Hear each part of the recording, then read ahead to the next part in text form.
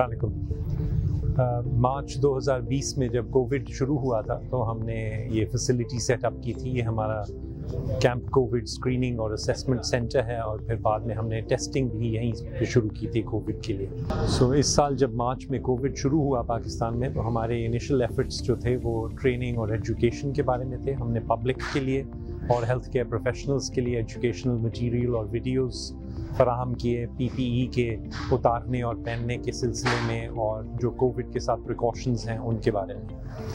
जैसे जैसे हमारे अपने कैंसर पेशेंट्स ज़्यादा आते गए कोविड इन्फेक्शन के साथ, तो हमें महसूस हुआ कि हमें एक सेपरेट स्क्रीनिंग और टेस्टिंग फैसिलिटी चाहिए है अस्पताल के बाहर, ताकि हम कोविड मरीज़ों को नॉन कोविड कैंसर पेशेंट से अलग रखें। उसके लिए हमने ये कोविड स्क्रीनिंग सेंटर और कैंप कोविड टेस्टिंग फैसिलिटी जो है वो इस्टेब्लिश की थी अपने हॉस्पिटल के कार पार्क में।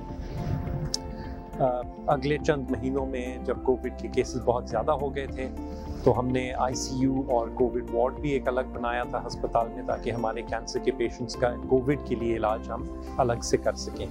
इसके साथ साथ हमने मुसलसल कैंसर की तशखीस का काम और कैंसर के इलाज का काम साथ साथ जारी रखा। इस कैंप में 16,000 से ज़्यादा मरीज़ देखे गए हैं कोविड के लिए और कई हज़ार मरीज़ों के टेस्ट भी हुए, जिनमें से बहुत सारे बिल्कुल फ्री हुए हमारे सपोर्टर्स की मदद से।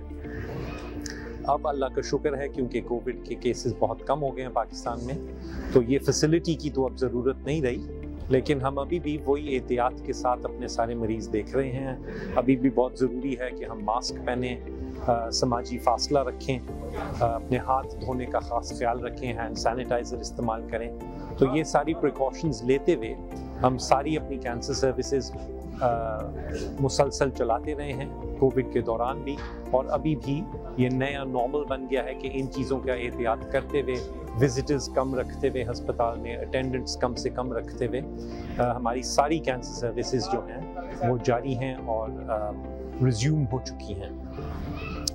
कोविड ख़त्म नहीं हुआ, कम बहुत हो गया, लेकिन हमें एहतियात अभी भी करने की ज़रूरत है। जो मैंने चीज़ें पहले भी मेंशन की, समाजी फासला, हाथ साफ रखना और मास्क पहनना अभी भी बहुत ज़रूरी है, ताकि इसकी दोबारा सेकंड वेव ना आए।